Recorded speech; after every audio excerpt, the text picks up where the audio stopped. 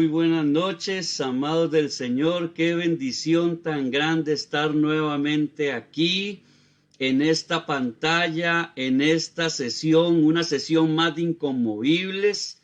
Qué bendición tan grande, porque realmente tenía creo que 3 semanas de no estar acá en este estudio bíblico por diversas razones, pero bueno, ya hoy tengo ese honor, esa bendición de llegar hasta ustedes, de exponer una sesión más ya de este estudio que tenemos precioso sobre la Biblia, que ya hoy, si el Señor lo permite, terminamos todo el Antiguo Testamento. ¡Qué bendición! Imagínese usted, ya terminamos el Antiguo Testamento, pero quiero saludar a los que están por acá conectados. Bueno, veo aquí en el monitor que tenemos a mi amado hijo postizo, Joshua Cano, que está con nosotros esta noche. Gracias, Joshi, por acompañarnos. Nuestro amado pastor Francisco, mi esposa que está aquí a mi lado, que ustedes saben que siempre ella está detrás de cámaras ahí ayudándome, monitoreando toda la transmisión. El pastor Francisco dice bendiciones, un abrazo fuerte para todos, un abrazo fuerte para ti también, mi amado pastor y amigo Francisco Valverde. Peguita Navarro está por acá, Yarlin Garita, está también Chelita Marín, por ahí yo vi conectada, si no me equivoco, a doña Celia, que si está por acá con nosotros, saludos hasta allá, hasta Ciudad de Panamá. Dice el pastor Francisco, gracias por habilitar estos espacios para seguir aprendiendo de la palabra. Gracias, pastor Francisco, también por ser parte de este equipo de enseñanza, de estudio bíblico, porque como les decía ahora, tenía 3 semanas de no haber podido estar en las transmisiones, pero el pastor Francisco siempre se muestra sumamente atento y dispuesto para servir, y esta no es la excepción. La pastora Eunice Vindas, pastora, un fuerte abrazo, muchos besos. Bueno, y a todos los que se vayan conectando en el transcurso de esta sesión, bienvenidos a todos. Tenemos una noche preciosa. Yo le invito a usted para que usted tenga a mano su cuadernito, usted tenga a mano su lápiz, su lapicero, usted tenga a mano su Biblia, por si usted quiere por ahí buscar algunas cosillas de las que vamos a ver. Y por supuesto, ¿verdad? Ya saben lo que voy a decir, lo saben todos absolutamente. Vamos a ver al unísono, que usted tenga a mano su tacita, con su cafecito, con su tecito, con su agüita, con lo que sea, con lo que usted quiera, pero tenga a mano ahí algo para que usted se refresque la garganta, para que usted pase tranquilo en este tiempo de estudio. Y este café, les digo, está delicioso. Bendito sea el Señor por eso, mi esposita que me lo sirvió.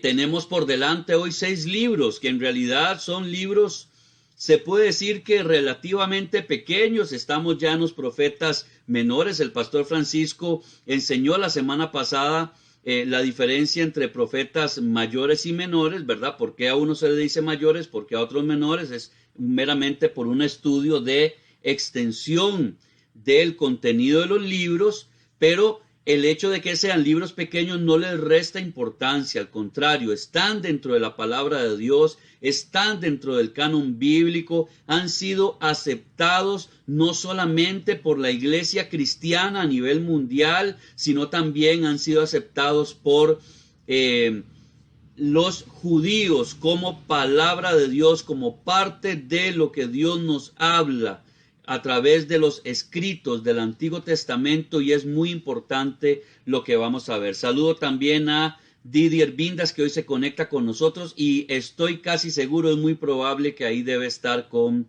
Andrea, a la cual también le mando saludos. Entonces, bueno, como les decía, tenemos 6 libros por delante y vamos a dar inicio entonces ya a nuestro estudio bíblico de esta noche con la sesión número 8, libros proféticos, parte 3, con la que les decía, vamos a cerrar ya hoy lo que se refiere al Antiguo Testamento, para que, si el Señor lo permite, a partir de la otra semana ya empecemos a ver los libros del Nuevo Testamento. Entonces, bueno, ¿qué tenemos por delante como primer libro esta noche para estudiar? El libro de Nahum. Apúntelo usted por ahí si está tomando notas. El primero que vamos a ver es el libro de Nahum, que, como les decía, es también uno de los profetas menores. Podemos decir del libro de Nahum como su trasfondo que el fin del siglo VII antes de Cristo fue un tiempo alentador para el reino de Judá, con el reinado del gran transformador, el rey Josías en Jerusalén, que reinó, aproximadamente entre el año 640 y el año 609. Nosotros debemos recordar en todo lo que hemos venido viendo, ¿verdad? Tanto en el estudio de los libros históricos como en el estudio también de los libros proféticos, que Israel estuvo dividido generalmente en dos reinos, el reino del norte y el reino del sur. El pastor Francisco habló la semana pasada también ampliamente de esto. El reino del sur estaba constituido por Judá y por la tribu de Benjamín, y el reino del norte por las otras 10 tribus de Israel, y se unieron en un momento específico cuando el rey David pudo reunir a todo el pueblo de Israel en un solo reino. Se mantuvo durante el reinado del rey Salomón, pero posterior ya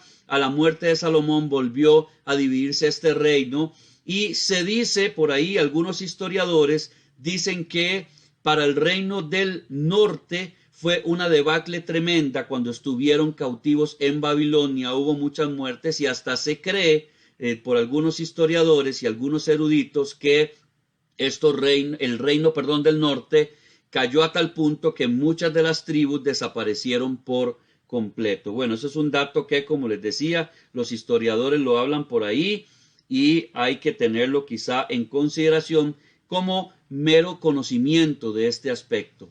Pero sobre este tiempo de bendición que se dio con el rey Josías, se daba también la amenaza de la invasión de los asirios. Nínive, que era la capital de Asiria, había sido el centro de un gran avivamiento en tiempos de Jonás, ¿verdad? Que ya vimos también ese libro la semana anterior. Hacía casi 150 años de este otro tiempo, alrededor del año 750 antes de Cristo, y tenemos una referencia de ello en el capítulo 3 de Jonás, entre los versículos 4 y 10.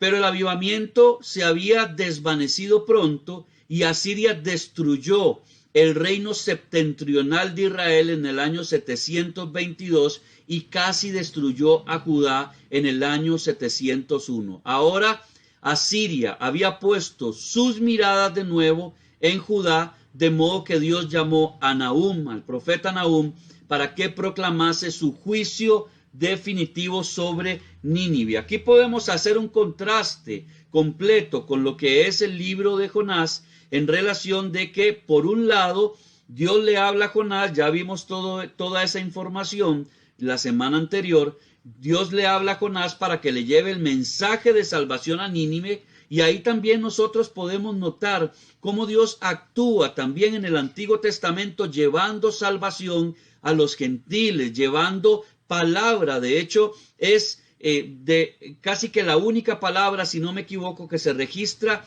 dentro de la Biblia donde Dios está llevando un mensaje profético a un pueblo que no es su pueblo. No era el pueblo de Israel, era el pueblo de Nínive, y Dios manda a Jonás para ello, pero entonces logra salvarse de esa destrucción porque se arrepienten y buscan a Dios de todo corazón.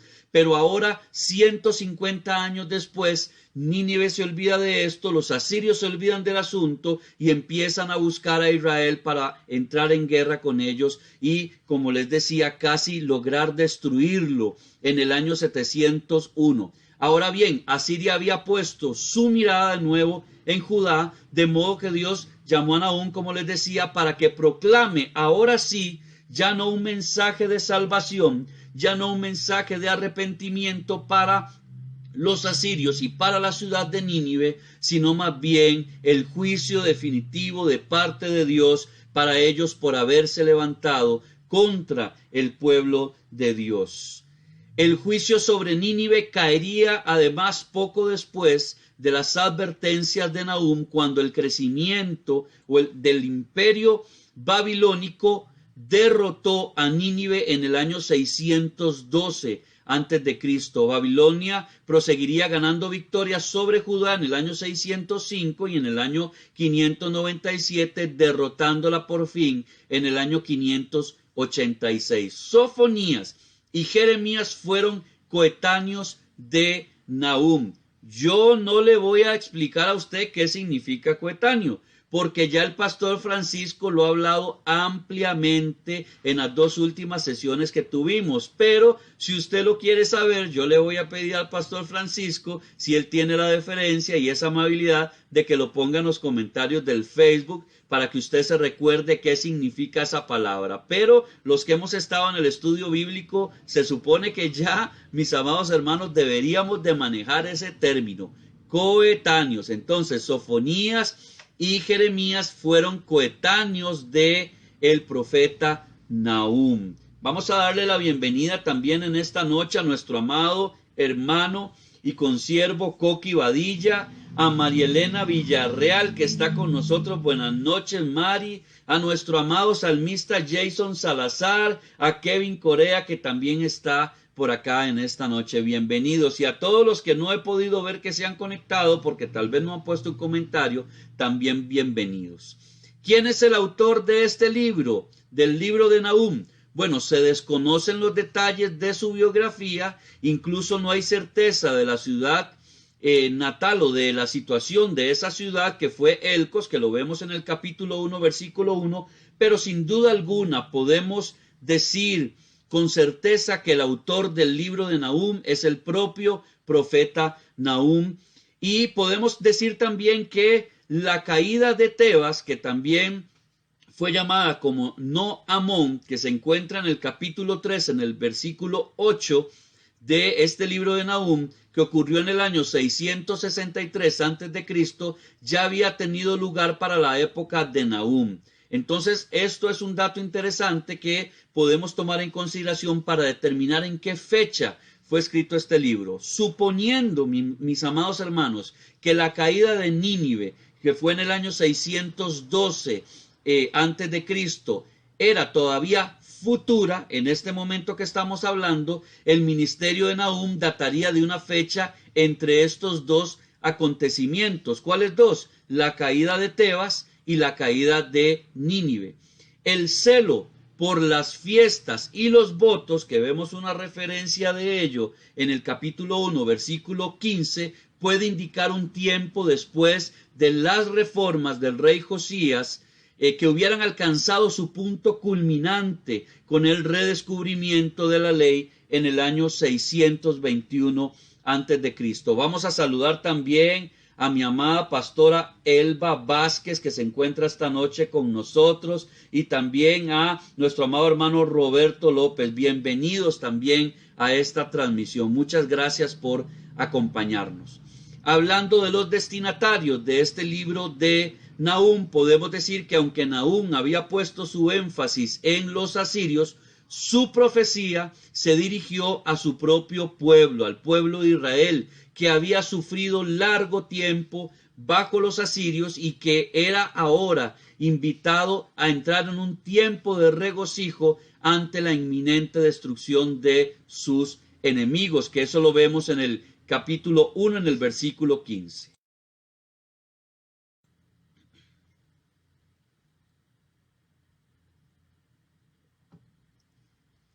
En relación con el propósito del libro de Nahum, podemos decir que hay tres propósitos principales. Por si usted quiere anotarlo ahí, voy a decirlo un poco más despacio para aquellos que están anotando puedan tomar nota de ello. El primer propósito que vemos dentro del libro de Nahum se refiere a anunciar el juicio sobre la ciudad de Nínive, pero en un sentido más amplio, afirmar que Dios castiga todo pecado. Vuelvo a repetirlo, se anuncia el juicio sobre Nínive, pero en un sentido más amplio de este juicio podemos ver y afirmar que Dios castiga todo el pecado, aunque Él es lento para la ira y tardo para airarse y grande en misericordia, no permitirá que la maldad quede sin castigo. Eso lo vemos reflejado en el capítulo 1, en el versículo 3 de este libro de Nahum. Otro propósito que tenemos es afirmar el control soberano de Dios sobre la historia. La destrucción de Nínive no fue una coincidencia ni simplemente fue la transición de un imperio humano a otro. fue el resultado directo del juicio de Dios. Y eso debe tenernos a nosotros también bastante interesados, y debemos ser bastante claros con respecto a las situaciones que vivimos hoy en día y con respecto a las situaciones que se han vivido a lo largo de la historia, desde el punto de la creación hasta nuestros días. Dios siempre ha tenido el control soberano, mi amado hermano, sobre todos los acontecimientos que ocurren en cualquier lugar del planeta, en cualquier nación, llámese una nación que esté fundamentada sobre bases cristianas o llámese una nación que le ha dado la espalda a Dios. Dios tiene el control soberano de todo lo que pasa. Y aunque a veces pareciera que Dios no se mete en esas cosas, por supuesto que Dios interviene para traer también juicio a las naciones, como pasa hoy en día. Y como debo hacer el comentario, tal vez no quiero meterme mucho en ese tema, pero sí debemos ver que incluso parte de las cosas que están aconteciendo muy lamentablemente hoy en día en nuestra nación, en nuestro país Costa Rica, pueden deberse también al juicio de Dios a un pueblo que de una u otra manera ha decidido desde las autoridades de gobierno darle la espalda a los principios de su palabra, a la moral que Dios ha establecido para traer a legalizar el pecado, y eso por supuesto tiene juicio, y eso lo vemos a lo largo de toda la palabra de Dios. No podemos ser quizá tan ciegos espiritualmente ni tan desentendidos para no comprender los tiempos que estamos atravesando. Otro de los propósitos, el último de este libro que podemos concluir también, es que se busca asegurar a Judá que Dios se cuida de los suyos. Y mi amado hermano, eso lo vemos a lo largo de todos los libros proféticos y lo vemos también a lo largo de toda la Biblia. Dios siempre cuida de los suyos. Aunque, como dijimos en el primer propósito, Dios castiga el pecado nunca va a quedar sin castigo, pero debemos hacer la diferenciación entre el Antiguo Testamento y el Nuevo Testamento, porque como lo vimos ya en su momento con el estudio del libro de Romanos, ya todo el castigo del pecado fue hecho en Jesucristo. No vamos a adentrarnos en eso. Pero, aunque Dios castiga el pecado, Dios siempre tiene cuidado de los suyos. Aunque usted y yo estemos en Cristo, si estamos en pecado, hay consecuencias del pecado, pero Dios sigue teniendo cuidado de nosotros. Y eso lo vemos a lo largo de la palabra cuando el Señor una y otra vez está diciéndole al pueblo en su misericordia que, como decíamos, Él es lento para la ira y grande en misericordia. Dios trae advertencias. Mire, pueblo de Dios, arrepiéntase por esto, arrepiéntase por esto otro, vuelve hacia Dios, yo le doy una oportunidad, yo te amo, hijo, vuelve a casa. Entonces, ¿qué podemos decir? Que Dios cuida de los suyos. Cuando las personas insisten en no tener a Dios en cuenta, cuando las personas insisten en pecar, cuando las naciones insisten en ir en contra de Dios a pesar de sus advertencias, a pesar de su llamado a la misericordia, de su llamado de gracia, entonces a Dios no le queda otra cosa más que aplicar el castigo, que es bien merecido. Pero es algo que debemos de tomar en consideración y que podemos rescatar también de un libro como este libro de Nahum.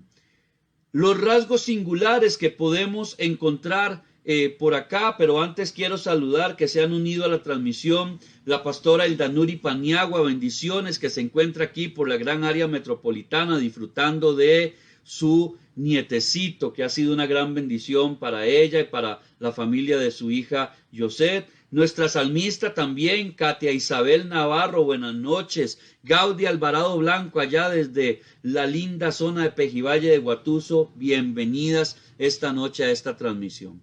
Decía que vamos a hablar de los rasgos singulares del libro de Nahum y podemos decir sobre estos rasgos que, bueno, primero, Nahum es nuestra principal fuente de información acerca de la destrucción de los asirios. Otros profetas que se centran en el juicio de naciones individuales incluyen a Isaías, que habla sobre el juicio para Asiria y para Babilonia, a Jeremías, que habla del juicio sobre Babilonia, Abdías, que habla sobre el juicio de Edom. El pastor Francisco tocó eso la semana anterior. También habló sobre Sofonías, sobre el juicio sobre la nación de Judá. Ezequiel, que emite un juicio sobre el imperio egipcio, y Daniel, que nos habla del juicio de Dios sobre Babilonia y sobre los persas.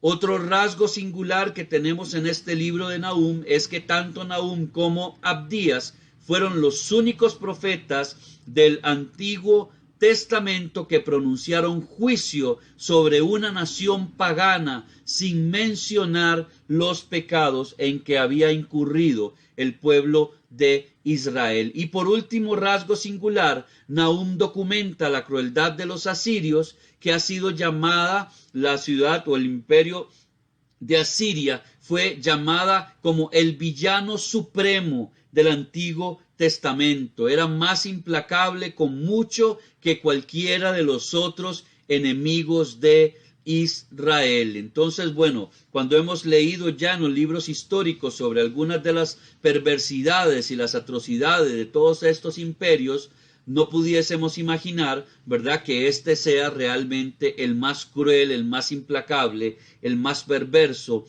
de todos los enemigos que llegó a tener en su momento el pueblo de Israel. Y con esto entonces nosotros estaríamos terminando lo que se refiere al libro de Nahum.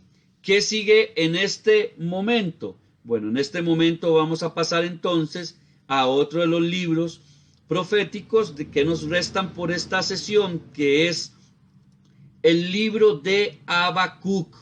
El libro de Habacuc, para que usted tome nota ahí en su cuadernito, en su libreta de apuntes, sigue el libro de Habacuc.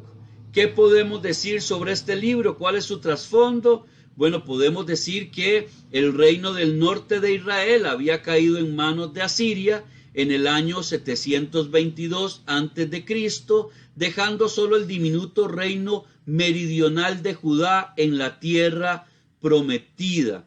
En el año 612 a.C., Asiria misma fue conquistada por Babilonia, por los caldeos, la nueva potencia que se hizo dueña del Oriente Medio, el imperio babilónico. Ahora bien, Babilonia estaba amenazando con invadir a Judá. Aún peor que esto, las reformas del buen rey Josías, comenzadas en el año 621 a.C., ya estaban perdiendo influencia en el pueblo judío, y la condición espiritual de Judá estaba en un punto muy bajo. Podemos ver una referencia de ello en el capítulo 1, entre el versículo 2 y el versículo 4. Ahora bien, que esto ocurra con el pueblo judío, con el pueblo de Israel, no es nada nuevo. Lo vimos en los libros históricos y lo volvemos a ver en los libros proféticos, donde Israel siempre entra en un ciclo, y prácticamente podríamos asegurar, mi amado hermano, que es el mismo ciclo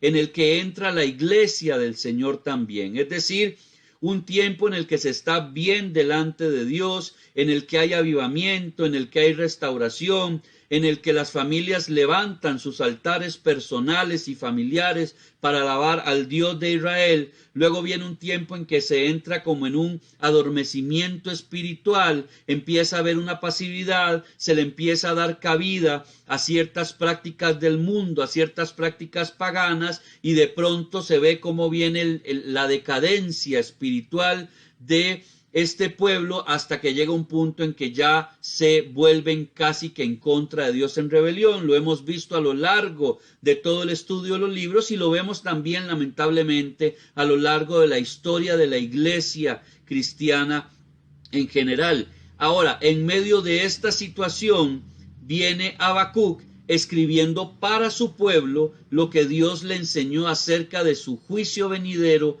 sobre el reinado de Judá y sobre el mismo imperio babilónico, su soberanía sobre los asuntos humanos y su amante fidelidad para con los suyos. Es decir, Dios va a decir en aspectos de la humanidad en general: yo voy a meter mi mano, pero quiero que sepan nuevamente que mi fidelidad permanece para con aquellos que me aman. El autor del libro de Habacuc, sin duda alguna, es el mismo profeta Habacuc. Eso lo vemos en el capítulo 1, en el versículo 1, que parece que era un levita con experiencia en el ministerio musical en el templo. Eso está referenciado en el capítulo 3, en el versículo 1 y también en el versículo 19. Y esto nos deja ver también algo muy interesante.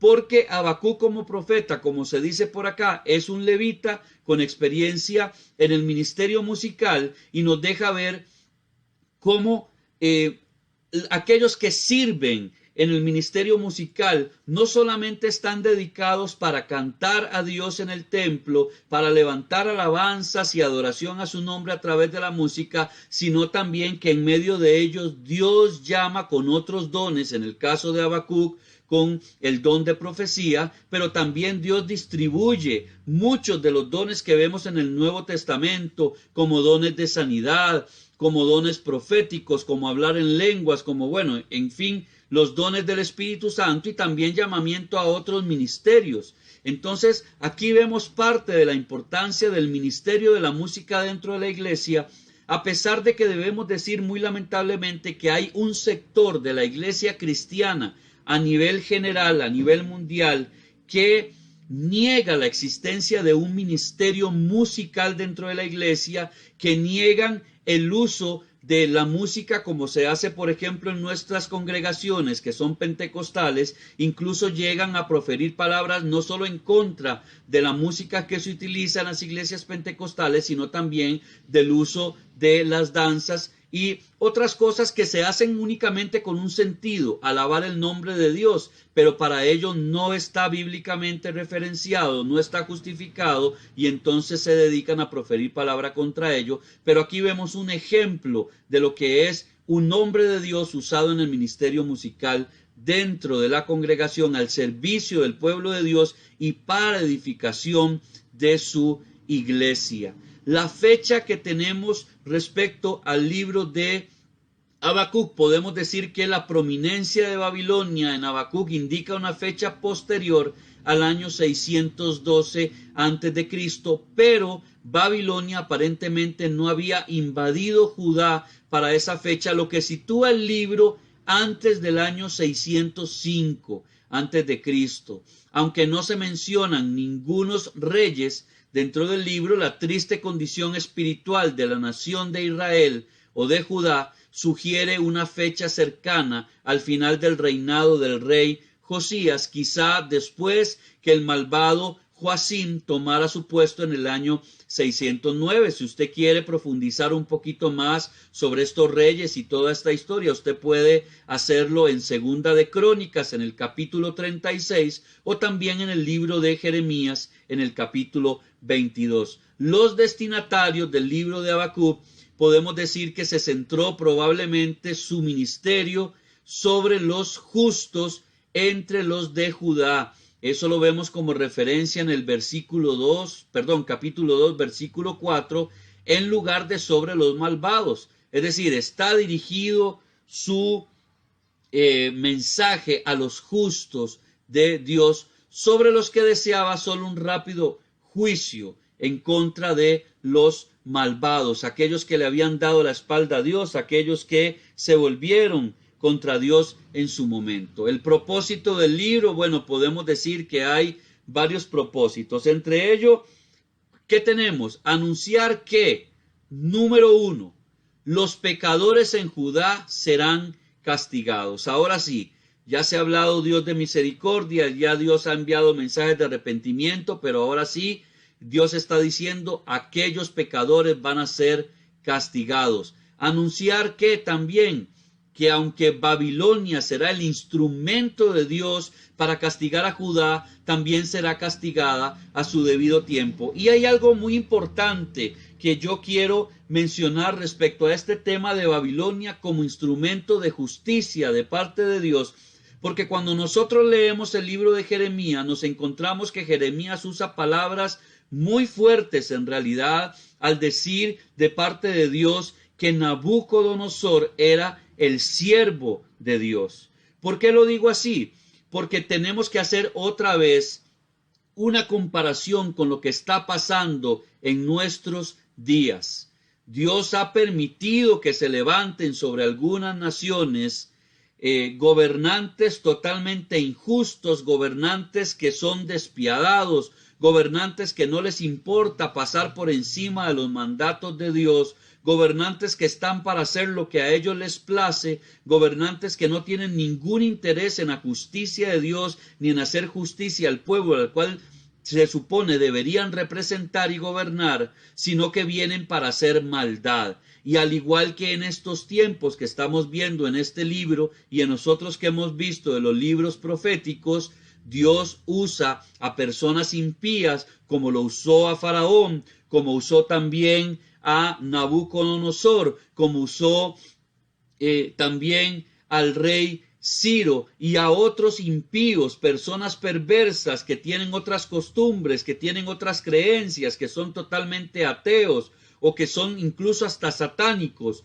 los usa para traer juicio y castigo a aquellos que han decidido pecar. Pero tenemos que tener claro algo importante que también está dentro del propósito de este libro, y es que también se quiere anunciar que Dios preservará el fiel remanente de Judá. En el capítulo 2, versículo 4, y yo le puedo decir que Dios va a preservar incluso en estos tiempos, en medio del juicio que Él trae a las naciones, en medio de lo que Él está aprovechando para zarandear al mundo, Dios también va a preservar a sus hijos. Dios también va a preservar aquel remanente que permanece fiel, que se levanta cada día diciendo, Señor, heme aquí, estoy dispuesto, te entrego mi mente, te entrego mi corazón, te entrego mi cuerpo. No importa si usted y yo estamos luchando, porque todos luchamos día a día contra el pecado, contra las aflicciones, contra las angustias,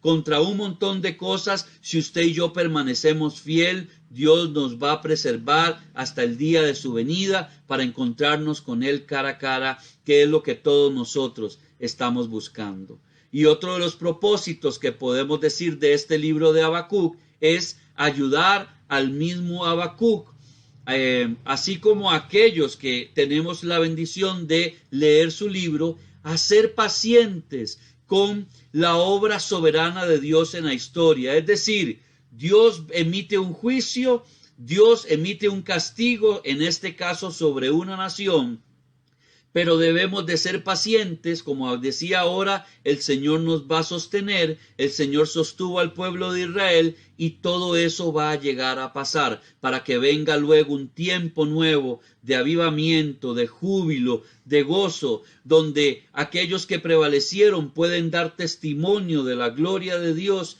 pueden dar testimonio de la obra de Dios en sus vidas, y aquellos que sufrieron lamentablemente por haberse rebelado en un momento contra Dios pueden venir y decir, Señor, ten misericordia de mí, y echar mano de ese pueblo, de ese remanente que ha permanecido fiel, para ayudarles a salir adelante conforme al propósito y a la voluntad de Dios.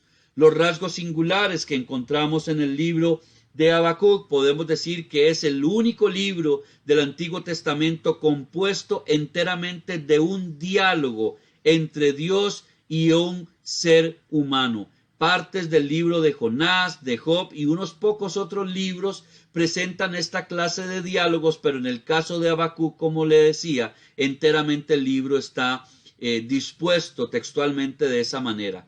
Todos los demás libros proféticos se componen principalmente de registros de la predicación de los profetas. En este caso podríamos decir casi que es también como el libreto que se establece como para hacer una obra de teatro, por decirlo así. Yo hablo y Dios me contesta, Dios habla y yo le contesto, y ahí vamos viendo el asunto en relación con este libro. También podemos decir que Habacuc y Jeremías fueron los últimos profetas al reino del sur, es decir, al reino de Judá, antes de la cautividad en Babilonia. Y de ahí las explicaciones de última hora de Habacuc acerca de por qué Dios estaba empleando a los caldeos y acerca de si sobreviviría un remanente o no del pueblo de Israel.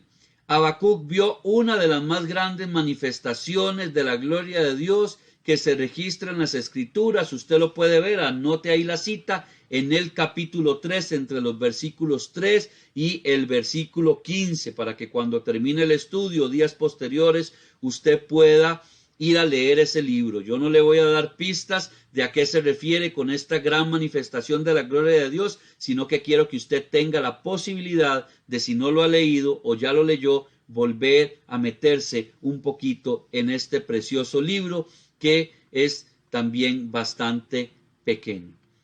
Y con ello terminamos lo que se refiere al libro de Habacuc. Le damos la bienvenida también en esta noche a Karen Pérez. Gracias, Karen, por estar con nosotros. También otra de nuestras salmistas, Mabel Salazar, hermana de nuestro amado Jason Salazar.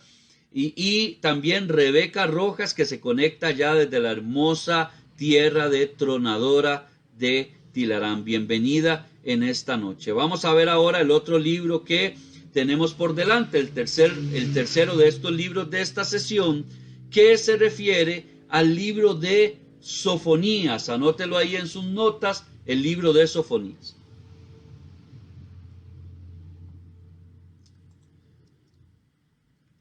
¿Qué podemos decir de este libro de Sofonías? Bueno, vamos a ver su trasfondo. Podemos hablar respecto a esto, que después del reinado del rey Ezequías entre el año 728 y 686 a.C., Judá, el reino de Judá, había soportado 55 años bajo dos de sus peores reyes, Manasés y Amón, antes que Josías fuera hecho rey a la edad de 8 años en el año 640. Sí, así como usted lo escuchó, el gran rey Josías fue hecho rey a la edad de 8 años. Al llegar a su edad adulta, demostró ser el más piadoso de los reyes de Judá y experimentó un despertamiento espiritual, es decir, un avivamiento personal en el año 632 a la edad de 16 años. Vean qué hermoso es esto, porque esto nos denota primero que Dios puede ungir a una persona sin importar la edad que tenga. En este caso es ungido como rey, pero Dios puede llamar a su ministerio, al servicio de su pueblo a una persona sin importar la edad. Pero qué hermoso es saber que un rey como Josías, a la edad de 16 años, siendo tan solo un jovencito, tuvo esa preciosa oportunidad de un avivamiento personal, espiritual, que le hace ver realmente quién es Dios, que despierta en él esa pasión por agradarle, por estudiar su palabra, por levantarse en nombre de Dios para hacer lo que Dios le había llamado a hacer. ¿Qué nos dice esto? No hay edad para servirle a Dios, no hay edad para buscarlo, no hay edad para pedirle al Señor: Señor, trae un avivamiento a mi vida para que yo salga del letargo, para que yo me despierte y empiece a hacer lo que tú me has llamado a hacer. En relación con esto que le decía de Josías, usted puede encontrar esta referencia en el segundo libro de Crónicas, en el capítulo 34. Y después de ese avivamiento y ese redescubrimiento que tuvo Josías de la ley de Dios en el año 621, dirigió un avivamiento a nivel nacional. ¿Usted se imagina eso?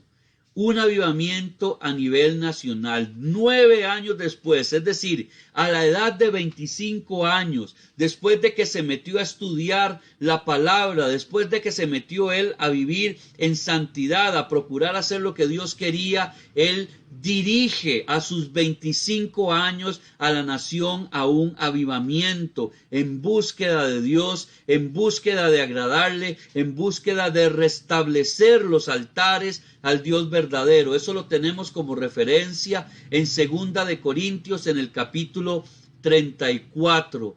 Búsquelo usted allí, lo puede encontrar. A pesar de las reformas de Josías y de la respuesta positiva inicial del pueblo de Judá, que lo vemos en 2 de Reyes, en el capítulo 23, muchos en esta nación permanecían tibios en su fe. ¿Eso le suena a usted un poquito conocido?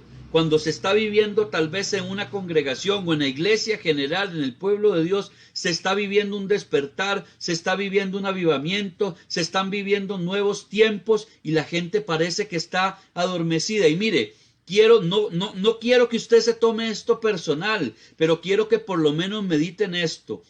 Si usted se da cuenta, en nuestra congregación, Fraternidad Cristiana Santa Fe, estamos viviendo un tiempo de refrescamiento con este tema de la pandemia, con este tema de que no podíamos congregarnos, que no podíamos reunirnos. Comenzamos a buscar nuevas formas. Dios puso en la mente, en el corazón de nuestros pastores y de algunos servidores, ¿cómo hacemos para llevar a la congregación adelante? Se empezaron transmisiones en vivo a través de Facebook, a través de Zoom, se empezaron tiempos de oración, primero empezamos unos días, luego 6 días a la semana, ya ahora otra vez regresamos al auditorio, se sigue dando palabra, hay un despertamiento espiritual, hay un avivamiento, hay nuevas formas de llevar la palabra de Dios y algunos, mi amado hermano, siguen dormidos, algunos siguen tibios, algunos dicen como que conmigo no es la cosa, algunos no quieren salir de las cobijas espirituales, algunos a pesar incluso de que se les ha querido llevar de la manita, no quieren nada. Y eso es prácticamente lo que estaba pasando en el pueblo de Judá. Muchos permanecían tibios en su fe. Y en medio de esta situación surgió Sofonías, advirtiendo de la inminente invasión del imperio babilónico y del día de Jehová, el juicio final y universal al final de la historia humana. Eso usted lo encuentra entre el capítulo 1 y el capítulo 3. Es decir, el día de Jehová ya al final de la historia humana, mirando aún más lejos en los planes de Dios para su pueblo, predijo el regreso de Judá de Babilonia y la última y triunfal página de la historia humana, el glorioso reino milenario de Dios, que usted encuentra esa referencia en el capítulo 3 entre los versículos 8 y el versículo 20. Nahum y Jeremías fueron, ¿cuál es la palabra? Coetáneos de Sofonías. Yo no sé si ya el pastor Francisco lo puso por ahí lo que significaba coetáneos, pero como le dije, ya usted eso lo maneja ampliamente porque el pastor Francisco lo explicó y lo repitió una y otra vez en las 2 últimas sesiones que tuvimos. El autor del libro de Sofonías, vamos a hablar respecto a esto, que descendiente del rey Ezequías, como podemos verlo en el capítulo 1 y el versículo 1, y por esto relacionado con Josías, es posible que Sofonías hubiera influido en el joven rey cuando buscaba al Señor y trataba de promover el avivamiento religioso, y podemos decir con exactitud que Sofonías es el autor de su libro profético. La fecha en que fue escrito, en tanto que se dice que el ministerio de Sofonías tuvo lugar exclusivamente durante los días del rey Josías en el capítulo 1 y el versículo 1, bien puede haber tenido lugar también durante los años entre el comienzo del despertar personal de Josías en el año 632 y el comienzo de sus más públicos esfuerzos por un avivamiento en el año 621. Al parecer, también podemos decir respecto al lugar en que fue escrito este libro, Jerusalén es ese lugar por cuanto es mencionado con frecuencia en el capítulo 1, en el capítulo 10 y en el capítulo 12.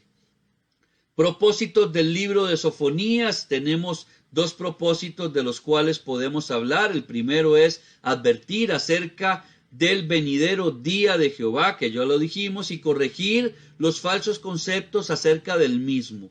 Muchos israelitas pensaban que sería un día de regocijo, pero Sofonías reveló que los israelitas idólatras eran considerados enemigos de Dios, lo mismo que los cananeos lo habían sido. Imagínese esto: toda persona idólatra, así se diga pertenecer al pueblo de Dios, es considerado enemigo de Dios. No es la nacionalidad lo que cuenta en este asunto, sino un tema de espiritualidad y de obediencia al mandato de Dios. Otro de los propósitos es ofrecer esperanza para un remanente que sobrevivirá al juicio de Dios, y eso lo vemos en el capítulo 3, desde el versículo 9, hasta el versículo 20. Rasgos singulares que podemos encontrar en este libro de Sofonías es que la expresión el día de Jehová se encuentra más veces en Sofonías que en cualquier otro de los libros de la Biblia, como se explica en Isaías y también en algunos otros libros proféticos. El término puede referirse a cualquier ocasión en la que Dios intervenga en la historia de la humanidad de una manera sobrenatural. ¿Cuál término? Este término, el día de Jehová. Aunque la mayor parte de las veces se refiere a un asunto de juicio, en particular la gran tribulación al final de la historia es lo que se habla en este libro de Sofonías, y se empleó también este término para referirse tanto a la invasión lanzada por los babilonios como a los tiempos finales. Así que imagínese usted, ya desde ese libro se hablaba de los tiempos finales. Algunas personas han creído por años de que solamente en el Apocalipsis se habla sobre los tiempos finales, pero como hemos visto en estas sesiones, a lo largo de los profetas se habla también parte de lo que ocurrirá en los últimos tiempos. Y con esto cerramos el libro de Sofonías. Vamos a hacer aquí un pequeño receso, no para que usted se vaya, no para que usted se desentienda del estudio, sino porque hay una persona que yo quiero agradecerle, que ha hecho algo precioso, mi amado hermano. Usted no se imagina quién es, y ahorita yo le voy a decir quién es, pero ha hecho algo sumamente precioso para que usted pueda, al menos con estos tips que él le va a dar, usted pueda tratar de memorizar el orden correcto de los libros proféticos. Esto que usted va a ver es algo precioso, así que yo le voy a dar el pase a mi amado hermano Jorge Coqui Badilla, que tiene esta pequeñita pero muy sustanciosa enseñanza para que nos aprendamos por orden los libros proféticos. Así que adelante, Coquito, el tiempo es tuyo.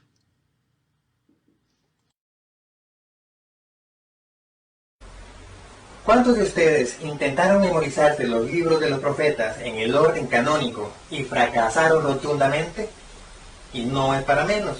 Especialmente aquellos llamados profetas menores son mencionados con muy poca frecuencia en los púlpitos de nuestras congregaciones y menos aún en nuestros devocionales. Que esto no sea un problema para usted. A continuación veremos 2 trucos que te pueden servir para que puedas memorizarlos en el orden canónico y no morir en el intento. Veamos. Los libros de los profetas son en total 17 libros, incluyendo Lamentaciones. Primero comenzaremos con los profetas mayores y después con los profetas menores. Los profetas mayores son, en el orden alfabético, Daniel, Ezequiel, Isaías, Jeremías y Lamentaciones, a quien la tradición le atribuye como su autor a Jeremías. Tomaremos primero a los profetas cuyos nombres terminan con Ías. Tales son los casos de Isaías y Jeremías. A estos dos los colocaremos en la primera y segunda posición respectivamente. A continuación, procedemos con los profetas cuyos nombres terminan con Iel. Por supuesto nos referimos a Daniel y Ezequiel. Colocaremos a Ezequiel por debajo de Lamentaciones. Y por último, colocaremos a Daniel por debajo de Ezequiel. Y ya tenemos el orden canónico de los profetas mayores: Isaías, Jeremías, Lamentaciones, Ezequiel y Daniel. Hasta aquí el primer truco. Ahora veremos el siguiente truco para ordenar a los profetas menores. Para este truco, solo se requiere memorizar esta pequeña narrativa. En el océano, Joel amarra a su abdomen las joyas, mientras nada abajo Sofonías, y Ageo saca su maleta. Ustedes se preguntarán, ¿qué tiene que ver esta historia con los profetas menores? Además, solo vemos a 3 de los 12 libros de los profetas menores. Calma, pueblo, calma. No se impacienten. El resto de los libros se encuentran escondidos en la misma historia, aunque no se vean a simple vista. Primero, leamos la primera línea. Esta dice: en el océano, Joel amarra su abdomen las joyas. Los nombres de los profetas los encontraremos escondidos aquí. Noten cómo océano suena similar a Oseas. La palabra amarra se asocia con Amós. Abdías se relaciona muy bien con abdomen y finalmente joyas se refiere a Jonás. En caso de que no den crédito a tus propios ojos, esto quedaría así. Ahora leamos la segunda línea que dice: mientras nada abajo Sofonías. Y aquí los nombres de los siguientes profetas. Tenemos a Miqueas con la palabra mientras, Nahum con la palabra nada, y la palabra abajo se oye muy similar a Habacuc. En otras palabras, esta línea queda así. Finalmente, leamos la tercera y última línea. Y Ageo saca su maleta. ¿Ya se percataron en dónde están los demás profetas? Correcto, aquí están. Se tratan de Zacarías y Malaquías. Ahí lo tienen. La palabra saca para Zacarías y la palabra maleta para Malaquías. ¿Quieren verlo desde un punto de vista periférico? Con mucho gusto. Aquí están. Recuerde bien esta historia. De manera que este sería el orden canónico de los libros de los profetas. ¿Qué les pareció este par de trucos? Más fácil que eso, imposible. ¿Quién dice que estudiar acerca de la Biblia tenía que ser aburrido? Solo es cuestión de buscar la manera divertida de aprender acerca de las cosas que nos enseña la Biblia. ¿Y qué mejor lugar para aprender que aquí, en Inconmovibles? Nos vemos pronto. Bye.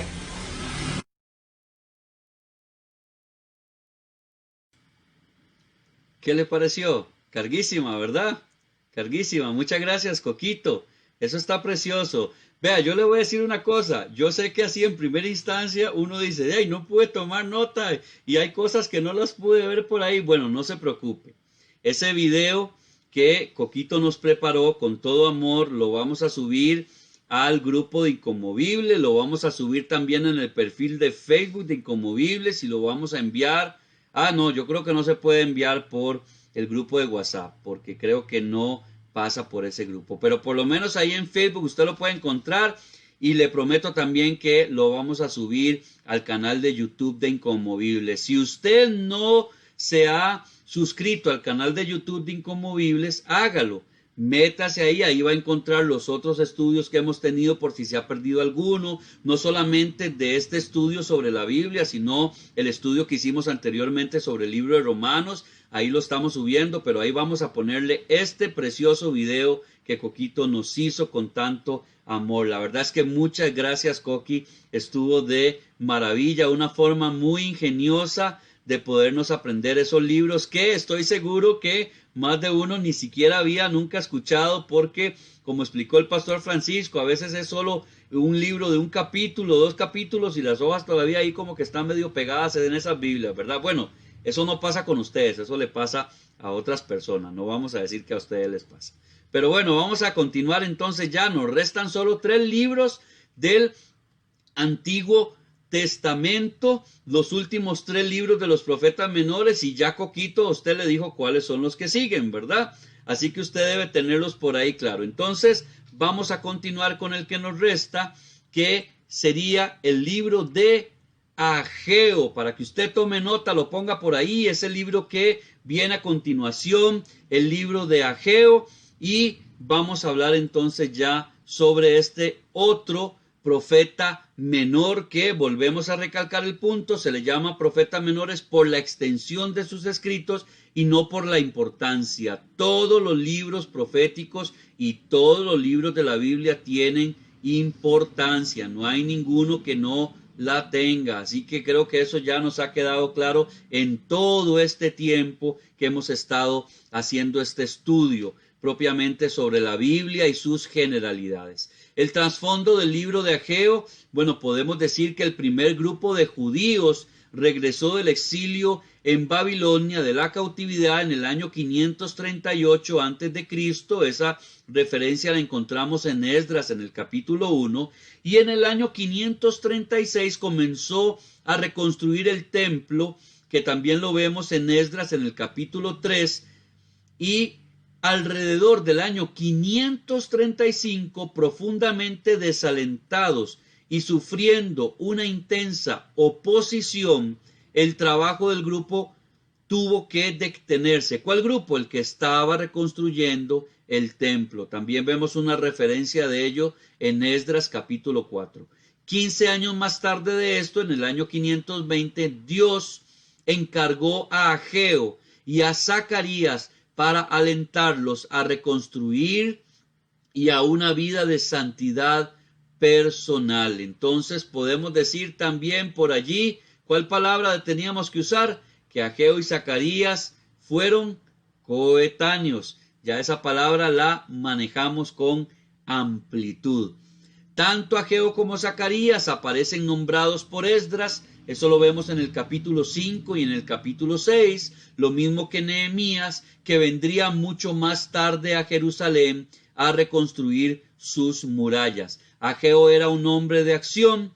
Después de que el templo había estado 15 años sin acabar, Ageo solo necesitó 23 días, mis amados hermanos, para inspirar a la gente a volver a ese trabajo hermoso que estaban haciendo de reconstrucción del templo, y la obra quedó finalmente acabada alrededor del año 515. Usted puede encontrarse una referencia de ello en el capítulo 6 del libro de Esdras. Es decir, que la obra se terminó aproximadamente 15 años después ya de que Ageo fue levantado de parte de Dios y Zacarías para alentar nuevamente al templo. La fecha en que este libro fue escrito, en el capítulo 1, en el versículo 1, se da la fecha del ministerio de Ageo como el segundo año del rey Darío, o 520 antes de Cristo. Podemos hacer una comparación con el libro de Esdras en el capítulo 4. El libro puede dividirse en 3 profecías separadas, dada cada una de ellas en una fecha específica de aquel año. La primera, una primera profecía que está en el capítulo 1, el primer día del mes sexto, Elul, entre agosto y septiembre. Luego, una segunda profecía que está en el capítulo 2, entre el versículo 1 y 9, el día 21 del mes séptimo, el mes de Tisri, entre septiembre y octubre, que está en el capítulo 2, como le decía.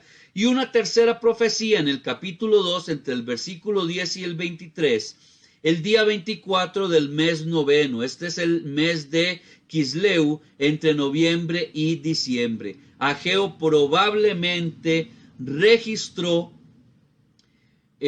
sus profecías poco después de proclamarlas. Es decir, Dios lo llevó a proclamar esas profecías y Ageo, obediente a lo que Dios le estaba diciendo, las registró en un libro.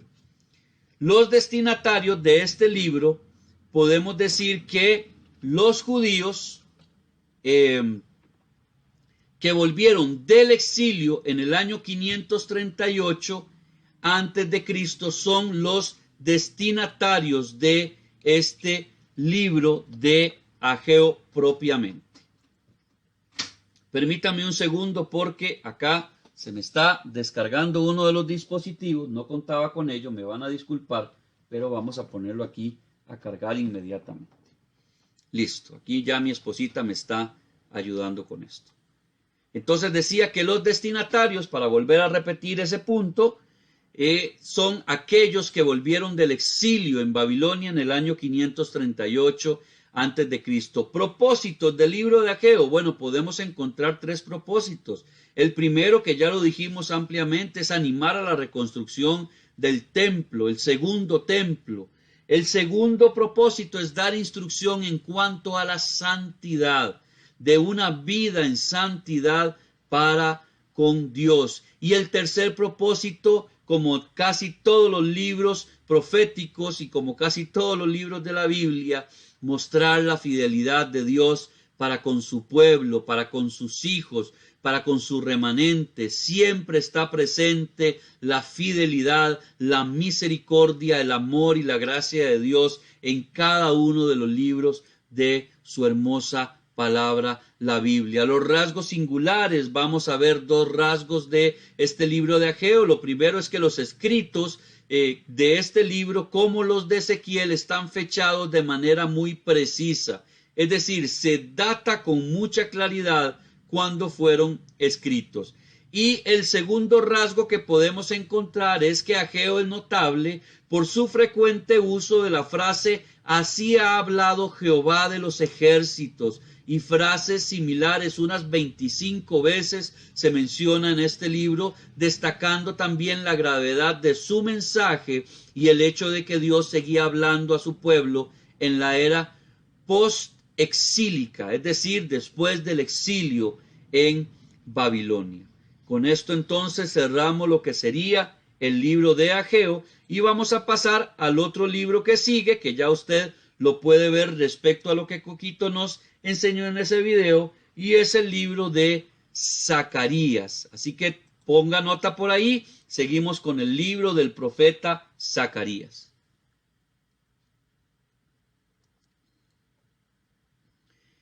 El trasfondo, mi amado hermano, del libro de Zacarías es exactamente el mismo que el libro de Ageo. Ya lo vimos, ya lo hablamos por acá. Tiene que ver con los que regresaron del exilio de Babilonia y con el hecho de alentar al pueblo en terminar la reconstrucción del segundo templo después de que pasó un momento en que se sintieron ya sumamente agotados y se sintieron desanimados para continuar con esa obra.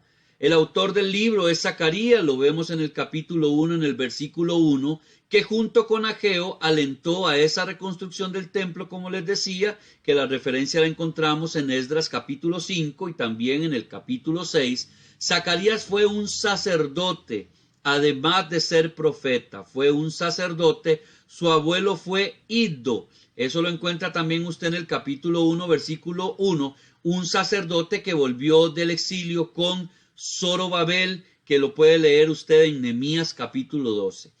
Al parecer, Zacarías sucedió a su abuelo como cabeza de aquella familia sacerdotal. Hay una referencia de ello en este mismo capítulo 12 de Nehemías, y Zacarías sería también probablemente martirizado en el atrio del templo. Eso lo encontramos como referencia en el Nuevo Testamento, en el capítulo 23 del Evangelio de Mateo, en el versículo 35. La Biblia menciona a 34 personas llamadas Zacarías.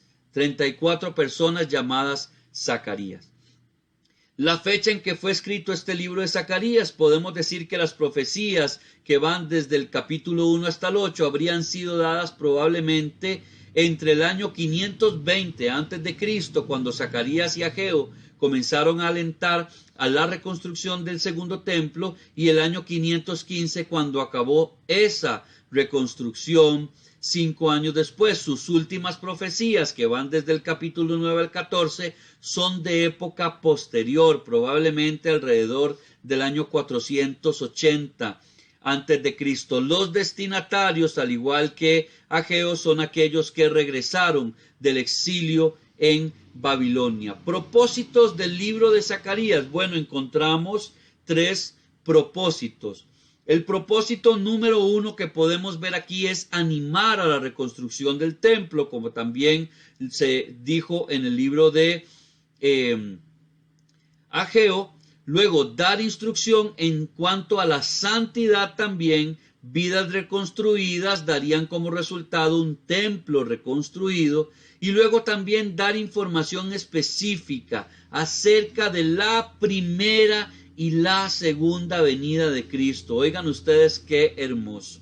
Aquí ya se encuentra una información detallada, específica, de la primera y la segunda venida de Cristo. Bendito sea el Señor por eso, porque ya una de esas profecías se cumplió y estamos próximos a que la segunda se cumpla, que es el regreso de nuestro amado Señor Jesucristo.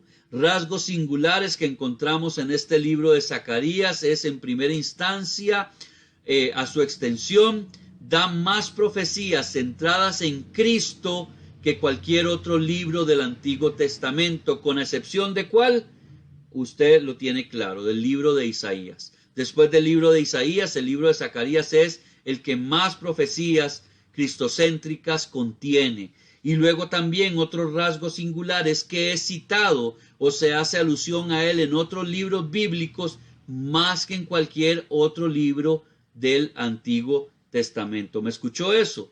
Se hace más referencia al libro de Zacarías que en cualquier otro libro del Antiguo Testamento. Otro dato muy interesante a considerar para que, si usted no lo ha leído, usted se apresure a leer también ese libro de Zacarías. Y por último, ya vamos a entrar al último libro que nos resta, no menos importante, pero con el cual ya cerramos todo el Antiguo Testamento, que sería el libro del profeta Malaquías, un libro muy utilizado hoy en día en la iglesia respecto a su capítulo 3. Yo no tengo que mencionarles por qué razón, creo que todos lo sabemos. Apúntelo por ahí en sus notas. Este es el libro que sigue a continuación, el libro del profeta Malaquías. El trasfondo de este libro, bueno, podemos decir que con el aliento de los profetas Ageo y Zacarías, con ese ímpetu que ellos tuvieron, con ese trabajo que hicieron de animar al pueblo, el primer grupo de judíos que volvió de la cautividad acabó la reconstrucción del templo alrededor del año 516 antes de Cristo, entre el año 516 y 520, al regresar la segunda y tercera oleada de exiliados en el año 457 y 445, Esdras y Nehemías dirigieron a la nación a un avivamiento espiritual. Alrededor del año 432 a.C., Nehemías volvió a Babilonia por un tiempo, y cuando regresó a Jerusalén descubrió que las condiciones espirituales se habían ¿qué? Usted puede más o menos acertar ahí qué pasó. Exactamente, otra vez se había deteriorado la condición espiritual del pueblo de Israel. Usted encuentra una referencia de ello en Nehemías capítulo 13.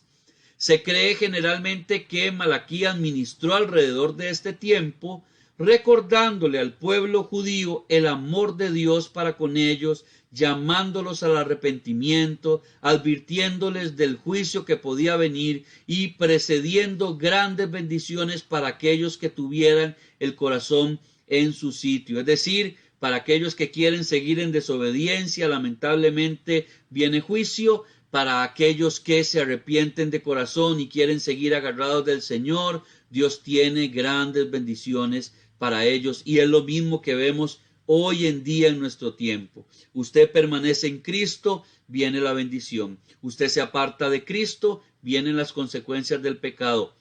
Nada de eso ha cambiado, mi amado hermano, y nada de eso va a cambiar. El autor de este libro es el mismo profeta Malaquías, lo vemos en el capítulo 1, en el versículo 1. Se desconoce su biografía realmente, y su nombre significa mi mensajero.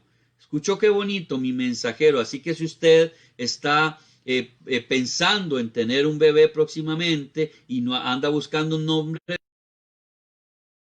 Malaquías, si usted lo tiene bien, como lo que significa es mi mensajero, y aparece en el capítulo 3, en el versículo 1, en traducción de lo que significa su nombre. La fecha de escritura de este libro de Malaquías alrededor del año 430 antes de Cristo. Propósitos del libro. Bueno, vamos a ver 3 propósitos. El propósito número 1, reprender la profanación de lo que es santo. Nunca debemos olvidarnos de esto, mi amado hermano. No debemos profanar aquello que es santo.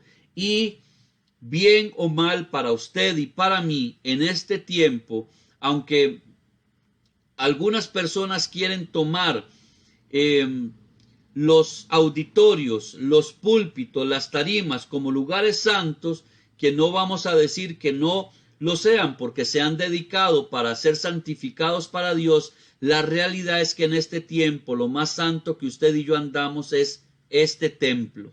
Nuestro cuerpo, que es templo del Espíritu Santo. Como lo he dicho en otras ocasiones, Dios ha derramado por su misericordia, por su gracia, toda su deidad dentro de nosotros por medio del Espíritu Santo. Por lo tanto, debemos procurar no profanar ese templo santo de Dios, este cuerpo que Dios nos ha dado para gloria de su nombre, para alabanza de su santo nombre, y no para andarlo usando en actividades pecaminosas, que si bien podemos equivocarnos, si bien podemos pecar, los cristianos no nos deleitamos en el pecado, y eso es lo que hace la diferencia con aquellos que pecan por gusto y por deleite personal. El segundo propósito que tenemos es reprender el abuso de las relaciones humanas correctas. Es decir, en las relaciones humanas, a veces, aunque sean correctas, hay situaciones de abuso en esas relaciones y deben ser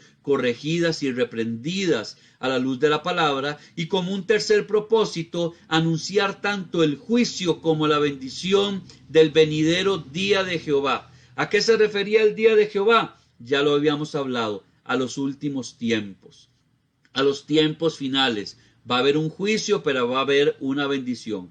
Va a haber un juicio en el que aquellos que han muerto con Cristo van a entrar a la gloria eterna. Aquellos que murieron sin Cristo van a ir a una condenación eterna. Ya no va a haber escapatoria. ¿Y esto qué nos quiere decir también? Usted puede ser castigado en su pecado en Cristo, o usted puede ser castigado en su pecado en el infierno. No hay otra opción que esa. Solo hay un camino para la salvación, que es Jesucristo, que él mismo dijo: yo soy el camino, yo soy la verdad, yo soy la vida, y realmente solamente a través de él tenemos salvación. Entonces le repito, si usted está llevando una vida tibia, mi amado hermano, tenga cuidado, porque solo tenemos una salvación. O usted y su pecado, yo y mi pecado, somos castigados en Cristo, en la cruz del Calvario, o somos castigados en el día final, en la condenación eterna, en el infierno, que aunque algunos quieran hoy negar la existencia del infierno y del cielo, es real, porque la palabra de Dios lo dice, y la palabra de Dios es verdad, como lo dice también el Salmo 119 en el versículo 160, la suma de tu palabra es verdad, y esa verdad es Cristo. Por lo tanto, la misma palabra es también el Señor Jesucristo. Los rasgos singulares, ya para finalizar con el estudio de esta sesión, vamos a encontrar dos rasgos singulares en el libro de Malaquías. Lo primero es que por su extensión, Malaquías incluye más preguntas, es decir, unas 25 preguntas que cualquier otro libro de la Biblia. En relación con su extensión, incluso la quizá más famosa de todas, que se encuentra en el capítulo 3, en el versículo 8, que declara: ¿robará el hombre a Dios? Bueno, uno de los versículos más usados hoy en día en las iglesias cristianas es Malaquías 3:10. Usted ya lo conoce, yo no se lo voy a recitar, pero si usted no lo conoce, cuando termine este estudio, vaya, abra su Biblia y busque qué dice Malaquías 3:10, que es uno de los versículos más mencionados, más predicados, más usados en la iglesia cristiana en la actualidad. Y otro de los rangos singulares es que contiene el más famoso pasaje del Antiguo Testamento acerca de dar, acerca de ofrendar, acerca de diezmar. Está en el capítulo 3, entre el versículo 8 y el versículo 10. Y con esto, mi amado hermano, terminamos ya estos últimos libros proféticos y ya el último libro del Antiguo Testamento, para iniciar la otra semana, si Dios lo permite, ya con los libros históricos del Nuevo Testamento, que cuáles son los evangelios, los 4 evangelios y el libro de los Hechos, si Dios lo permite, para la próxima sesión. Decirles también, antes de cerrar, que hay un dato muy interesante. Yo no sé si usted tiene una Biblia ahí un poco viejita, pero lo puede buscar. Le aseguro que en las Biblias nuevas ya casi no se usa, pero usted puede encontrarse que entre el último versículo del libro de Malaquías y el primer versículo del Nuevo Testamento de Mateo, usted se puede encontrar en las Biblias más viejitas 4 páginas totalmente en blanco. Algunos han creído, los que no han estudiado esto, no tienen conocimiento de esto, algunos han creído que esas 4 páginas es para que usted anote ahí las cosas que le llamaron la atención, versículos, oraciones, algunos hasta números de teléfono, porque hay gente que en algún momento hasta de agenda lo agarró, pero no se trata de eso. Eso tiene un simbolismo y eso representa 400 años de silencio de Dios que se dieron después de que ya el último profeta habló. Pasaron 400 años hasta que Dios volvió a hablar. ¿Cómo volvió a hablar Dios? Como nos declara el apóstol Juan. Habiendo hablado anteriormente por los profetas, hoy nos habla por medio del Hijo. Sin embargo, más que por medio del Hijo, cuando vamos a los textos más fidedignos de la palabra de Dios, lo que dice es que habló Hijo. No por medio de, sino habló Hijo. ¿Qué quiere decir? Que lo que Dios habló ya en ese nuevo tiempo fue el Hijo. El Hijo es lo que Dios habló, el Hijo es la palabra de Dios. Yo sé que es algo muy profundo, lo vamos a ver con más detalle después en los próximos estudios, pero qué belleza. Dios calla por 400 años y luego cuando vuelve a hablar, lo que nos habla es el Hijo, lo que nos habla es el Evangelio, lo que nos habla es la salvación. Y con esto cierro para decirle lo siguiente, mi amado hermano, si usted que está viendo esta transmisión en vivo o que la está viendo en diferido o que lo está viendo en el canal de YouTube, no ha llegado al conocimiento de Cristo, no se ha acercado a los brazos del Padre, es el momento de acercarse a Él, es el momento de decir, Señor, te necesito, Señor, ven a mi vida, reconozco, Señor Jesucristo, que tú eres el Hijo de Dios, reconozco que en ti tengo salvación, te quiero declarar el Señor de mi vida, el Rey de mi vida, y usted venga a formar parte de la familia de Dios. Si usted necesita hacer esa oración, mi amado hermano, búsquenos, contáctenos a través del Facebook, del Messenger, de WhatsApp. No se quede ahí con esa duda, no se quede con ese deseo. Estamos para ayudarle, estamos para tenderle la mano, para enseñarle cuál es el camino de la verdad del Señor Jesucristo y también para ayudarle a crecer en su fe como cristiano, para que usted tenga también quien le lleve de la mano en este precioso caminar que es el de los hijos de Dios. Por favor, cierre sus ojitos ahí donde se encuentra y vamos a darle gracias al Señor por esta sesión, por este tiempo de estudio bíblico. Amado Dios y Padre, te damos gracias, Señor, por una sesión más que termina hoy, Padre amado. Una sesión más de este estudio bíblico, Señor, sobre las generalidades de tu palabra, amado Salvador. Pero gracias, Señor, de que hoy cerramos ya el Antiguo Testamento, llegamos a una fase importante en todo esto y que tú nos has permitido aún, Señor, hasta hoy seguir enseñando, seguir aprendiendo, seguir transmitiendo, seguir llevando tu palabra, seguir llevando tu mensaje, Señor, a todos aquellos que lo necesitan, primordialmente a cada uno de nosotros, que todos los días necesitamos de ti, que todos los días necesitamos despojarnos más del mundo y llenarnos más de tu presencia, de tu Espíritu Santo. Padre, permítenos que este estudio, así como los anteriores, Señor, siga calando en nosotros, siga, Señor, creciendo como árboles que den mucho fruto para que llevemos fruto en ti, Señor, para que los demás vean reflejados en nosotros tu rostro, que vean reflejados en nosotros tu amor, que vean reflejados en nosotros al Señor Jesucristo y podamos llevarles, Señor, al conocimiento de tu verdad. Gracias, Padre, por un tiempo maravilloso. Gracias te doy, Señor, por todo el equipo de Inconmovibles, Señor, que tú has puesto a trabajar en este ministerio, Señor, que te pertenece solo a ti, que es para gloria de tu nombre, que es para levantar, Señor, tu reino. Gracias por el pastor Francisco, gracias por Coquito Badilla, Señor, gracias por cada uno de los salmistas, amado Salvador, por Jason, por Kenneth, Señor, por Mabel, por Katia, amado Salvador, por nuestra amada salmista Alejandra Sancho, Señor. Gracias por cada uno de ellos y por los que tú seguirás trayendo, Señor, en medio de nosotros. Gracias por nuestros pastores, Luis Paulino Valverde Jiménez y nuestra pastora Eunice, por el respaldo que ellos nos dan, por su cobertura, Señor. Gracias por la Fraternidad Cristiana Santa Fe, Señor, que es definitivamente nuestra casa, donde podemos seguirnos desarrollando y, Señor, que es donde tenemos las herramientas y sobre todo el ejemplo para seguir adelante, Padre. Yo bendigo a cada uno de los que se han conectado en esta sesión, a cada uno de los que van a ver este mensaje en diferido. Bendice sus hogares, bendice sus familias y que tu reino sea establecido en cada uno de nuestras casas, pero especialmente en nuestros corazones. En el nombre de Jesús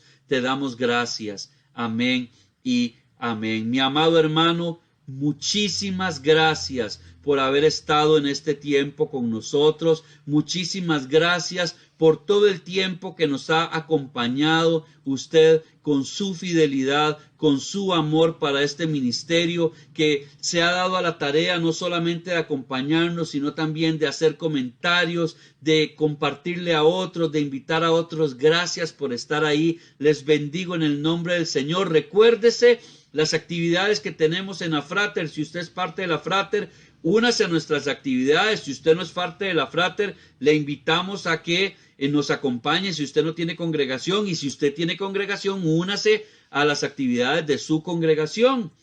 Mañana y desde el lunes hasta el sábado de 5 a 6 de la mañana, mi amado hermano, tiempos de oración, momentos de oración con la familia de la Frater por medio de Zoom. Pregúntenos por el enlace para que pueda conectarse con nosotros. Mañana en la noche, sábado, tenemos Generación EJAD a partir de las 7 de la noche. Este domingo tenemos culto presencial a partir de las 10 de la mañana. Si usted no ha reservado su espacio, reserve su espacio. Le voy a dar el número: 7260-8997, para que usted envíe por favor un WhatsApp. No se puede llamar, no es un número para audios, es un número para enviar mensaje de texto por WhatsApp. 7260-8997, y usted pueda acompañarnos este domingo en el culto presencial, que además va a estar precioso con unas lindas sorpresas por ahí. Los días martes a partir de las 7 de la noche, la Escuela de Liberación y Sanidad Interior a cargo de nuestra pastora Eunice Vindas, que usted no se puede perder.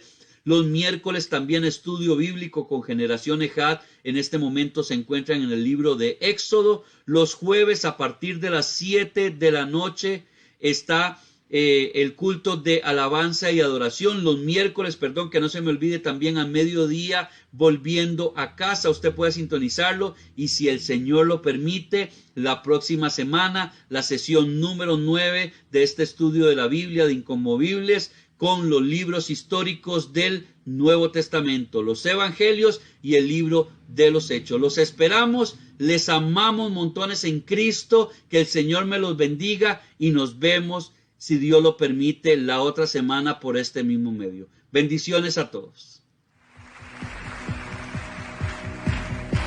Siendo en forma de Dios, vive toda la creación.